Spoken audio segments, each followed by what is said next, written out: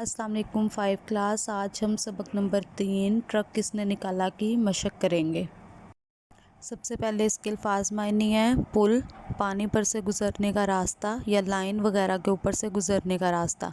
तजवीज़, राय, सलाह, आमदोरफ्त, आना जाना, उधेड़ना, बनी हुई चीज़ खोलना, सिलाई के टांके तोड़ना, चर्चा, ज़िक्र, शोहरत।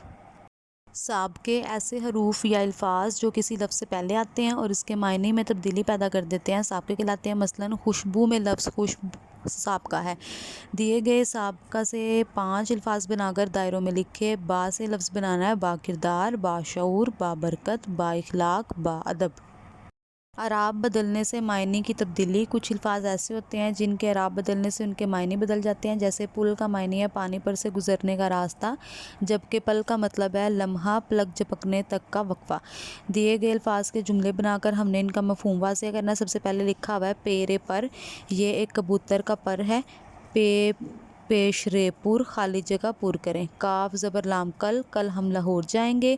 काफ पेश लाम कुल, इस सवाल के कुल नंबर कितने हैं। आइन ज़ेर लाम मीम इल्म, इल्म हासिल करना हर मुसलमान पर फ़र्ज़ है। आइन ज़बर लाम ज़बर मीम अल्म, हाथों में जो अल्म है वो उस्ताद की अता है। तस्वीर में दूर और नज़दीक की चीज़ें ढूंढें और दो दो जुमले बनाकर ये और वो के कॉलम में लिखें। जैसे इन्होंने एक मिसाल दी हुई है, ये बच्चा चिड़िया देख रहा है, और वो का लिखा हुआ है वो चिड़िया दाना चुग रही हैं।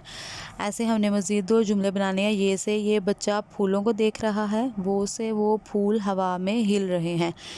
ये से ये बाग बहुत बड़ा है, वो से वो बच्चा बाग में बैठा चिड़िया फूल दरख्त को देख रहा है।